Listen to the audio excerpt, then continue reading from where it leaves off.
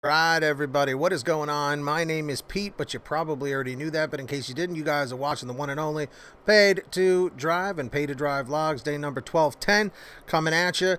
And let's jump on into this, everybody. So if you drive for apps like Grubhub, DoorDash, Postmates, Uber Eats, or any of the others, you should definitely be subscribed to this channel with all notifications on and hit that like button. All right, so something a little bit different today, everybody.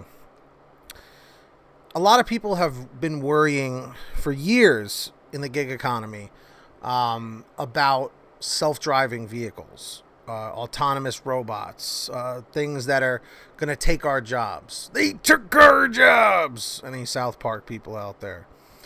So hopefully this article may put you at ease. Maybe it won't, but let's give it a shot.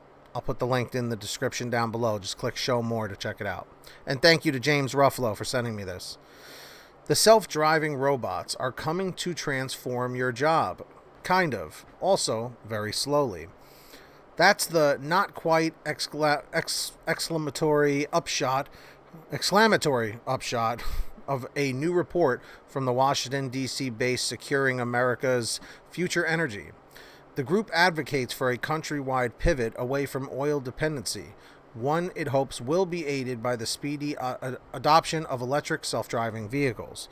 So it commissioned a wide-ranging study by a phalanx of labor economists to discover how that could happen, and whether America might transform into a Mad Max-like desert hell along the way. The news mostly is good.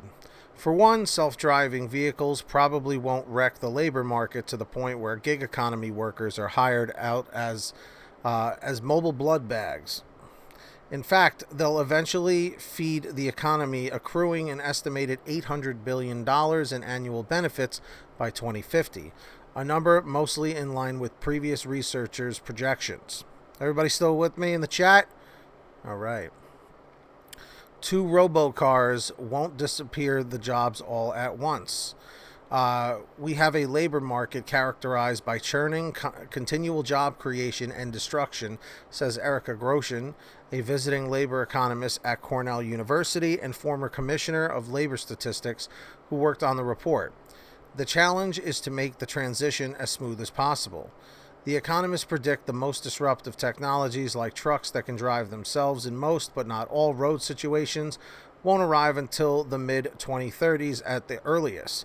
So go ahead and breathe that sigh of relief, but only one.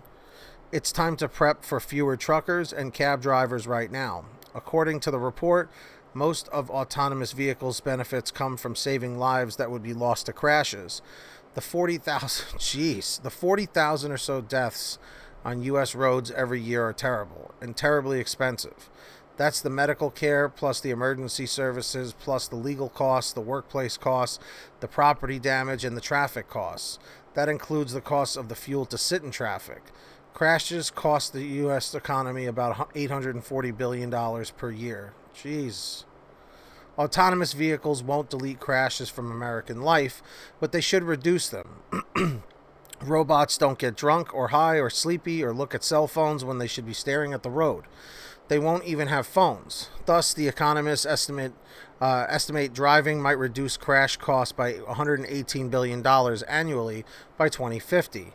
Factor in quality of life improvements, and you get closer to $385 billion in yearly savings. I mean, we are talking some serious money here. The SAFE report also suggests some jobs will be easier to reach via self-driving car. You'd probably be more into a longer commute if you could just twiddle your thumbs or send even more emails the whole time. That just might open up a whole new population of workers to different sorts of businesses, assuming traffic isn't so terrible that it scares everyone off the roads. The economists chose not to factor in induced demand, or the idea that making travel easier will bring a ton more cars to the road. Okay. The less great news is that yes, some categories of jobs will probably disappear forever. Truckers in particular will eventually face some displacement, but the timing here is crucial. The first wave of automation to hit American roads won't be too advanced. People trained as truckers will have to guide vehicles between distribution centers and the long open highway where the autonomous tech can do its thing. meaning there will still be jobs for people used to sitting behind the wheel. The big changes won't kick in for at least a few decades, the economists figure. Their report examines a range of autonomous vehicle deployment scenarios, but even the fast version doesn't see unemployment increases between 0.6 to 0.13%, with 2 or 3 years of $18 billion in annual wage losses until the mid-2040s or even mid-2050s. When even better automation makes it to the streets, by then most of today's truck drivers will be out of the biz. The average age of a driver now is 55 years old. That should leave politicians, CEOs, and lawmakers plenty of time to prep. Perhaps ask private companies to help pay for the labor fallout from their tech, or be transparent with workers and responsive to their concerns. Also, boost government programs that might redirect and retrain professional drivers and collect more data and better data on how market forces are affecting displaced workers. We should not panic, but we should not be complacent, says Amitai Bin Nun, who oversees SAFE's autonomous vehicle and mobility work. Remember, to get to Thunderdome, a lot of negligent tech companies, policymakers, and government drones had to pass the buck. Man, Mad Max reference there. So what do we think, guys? Does this put you at ease? Does this make you more nervous? Let me know your thoughts down below. All right. The fact of the matter is this. The future is the future. Technology keeps getting more advanced. Skynet, like Terminator. I mean, things are getting crazy. Think about it. The fact that I'm sitting here right now in my living room, recording a video on my computer, putting it out to the internet, onto YouTube, where you guys are watching it, wherever you are in the world. Pretty wild. You know, if you told me this 20, 30 years ago, I would have been like, what? You know, so think about that. We are in the future no matter how you slice it. And with that being said, everybody, it is time to say thank you to those who give a little something every month to help out the channel. Over at patreon.com/pay-to-drive. When you hear your name called, say, yes, Pete, I heard my name. If you want to sign up, links in the description and in the pinned top comment. We've got BBA Master Yoda Nottingham, Brian Pomeroy, Heidi Barnes, Kurt Paul, Tulsa Todd, William Boudreau, Alan G. Van Horn, Drew Hanor, Frank Haviland, Jason Casta, Justin Case, Katie Coppin, Sarah Keston, Scott Freisner, Sherry Cassidy, Stephen Neely, Fernando Carranza, Lulu Laura, Jenny Thomas, John Bonacci, Kimberly Thomas, Matt Epperson, Nick G., Terrence Pacheco, Terry DeLong, and Valerie Brown.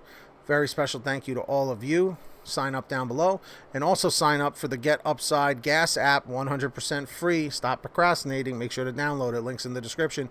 All you have to do is pump your gas, print out your receipt, take a picture of your receipt with the Get Upside Gas app, and within 48 hours or so, you'll get anywhere from 15 cents to 45 cents a gallon back, which is pretty fantastic. And if a friend or family member signs up using your code, you'll get paid every time they pump gas. It's called Get Upside. The link is in the description down below. Make sure to go check it out and download it.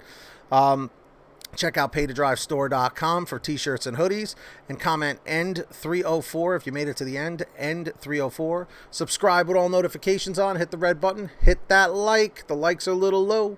And until next time, get that money, get that honey, keep hustling, keep bustling, and we'll see you all next time right here on Pay to Drive and Pay to Drive Vlogs. Take care, everybody. Peace.